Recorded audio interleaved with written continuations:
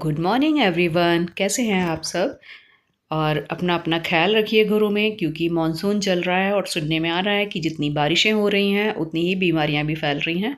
तो बारिश के मौसम में हमें अपनी स्वास्थ्य का ध्यान रखना, हेल्थ का ख्याल रखना बहुत ज़रूरी हो जाता है। घरों में छोटे बच्चे बीमार पड़ते हैं, बड़े बुज़ुर्ग भी बीमार पड़ते हैं। तो सभी घरों में अपना अपना ख्याल रखिए। और हमारी तरफ तो बारिशों ने बिल्कुल कहर बरपा रखा है। मतलब मेरे काम इस तरह से थमे हुए हैं ना, चाह कर भी अलसाई हुई बैठी रहती हूँ कई बार तो, क्योंकि मानसून देखते रहने में ही मेरा सारा दिन गुजर जाता है।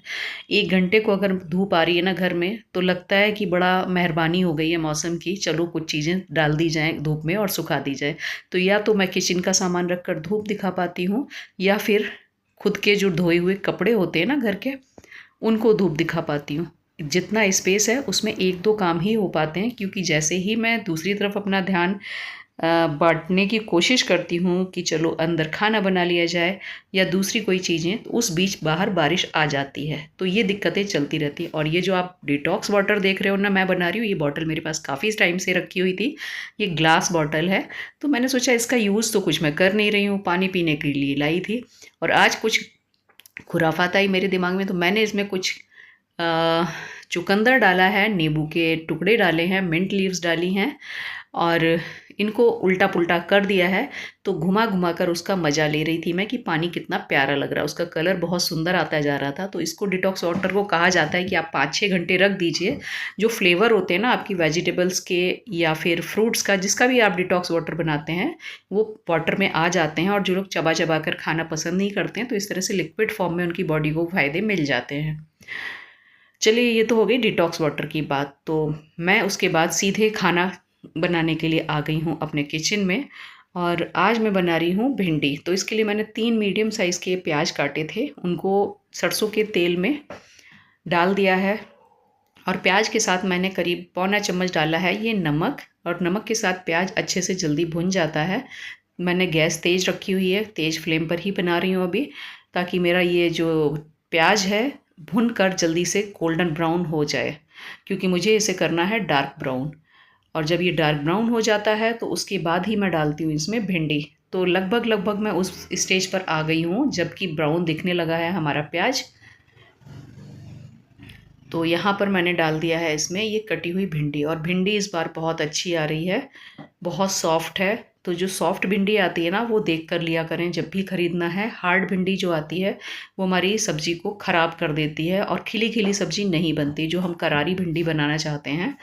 तो गर्मी के सीज़न में कई बार वो पकी हुई भिंडी आने लगती है, लेकिन आजकल जो भिंडी आ रही है बारिश के मौसम में, ये बहुत सॉफ्ट मिली है मुझे, या कह लीजिए मिल गई है आजकल। तो मैंने बना दिया है भिंडी। और भिंडी मेरे हस्बैंड को बहुत पसंद है, मुझे इतना ज़्यादा पसंद नहीं है। हमारा खाने के मामले में चॉइस का जो आंकड़ा है ना हस्बैंड वाइफ का, वो थोड़ा सा नहीं मैच करता है। तो मैं कई बार कंप्रोमाइज़ कर लेती हूँ कि जो उनको पसंद है वो बना देती हूँ और अपनी चॉइस को पीछे कर लेती हूँ।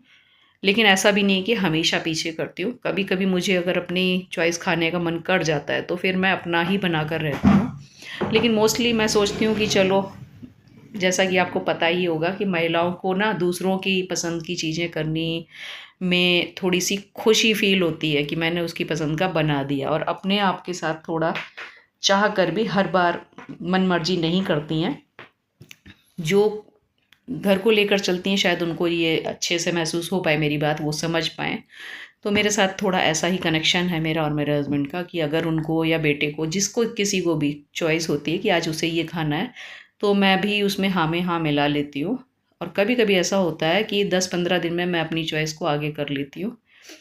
तो पहले लिमिटेड आइटम खाया करती थी, सबके साथ रहते हुए मैं सब कुछ खाने लगी हूँ। और इस एज पर, जिस एज पर हूँ, तो अब ना नुकुर करने का कोई मतलब नहीं है कि ये नहीं खाना वो नहीं खाना है। लाइफ में जब आप इतने पड़ाव क्रॉस करके आते हैं तो आपको लगता है कि अब बस सबके साथ रहकर सबकी चॉइस का खाना, उसमें ही खुशी मिलने लगती है। तो चलिए, ये भिंडी बनती रहेगी, इसको ढक ढक कर रखूँगी और बीच बीच में चलाती रहूँगी। ढक्का तो मैंने शुरू में था 2 मिनट के लिए। तो पकने देते हैं, अभी इसको भुनने देते हैं भिंडी को।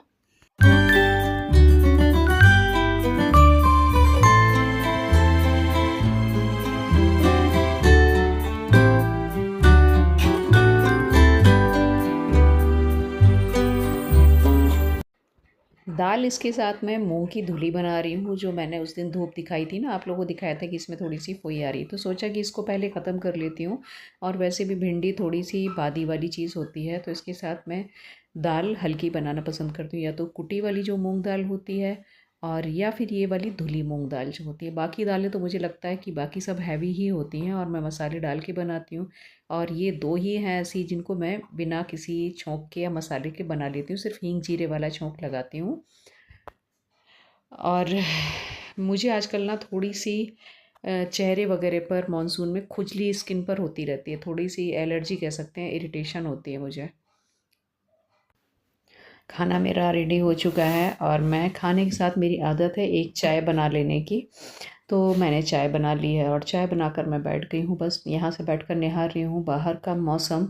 और आप जो ये देख रहे हो ना, सारा कुछ आसपास आपको लग रहा होगा अनऑर्गेनाइज है, लेकिन यहाँ अनऑर्गेनाइज कुछ भी नहीं। बारिश के मौसम में हर जगह यही होता है। और मैं दिखा रही थी ये अपना जो खाने वाला डिब्बा है, इसमें कुछ अटरम शटरम भर के रखती हूँ मैं, ये बिस्किट वगैरह। तो ये मैं सुबह में खा चुकी हूँ, तो अभी खाने का मेरा मन नहीं था, क्योंकि अब पूरा खाना बना लिया है, तो इसको खाने का कोई मतलब नहीं है।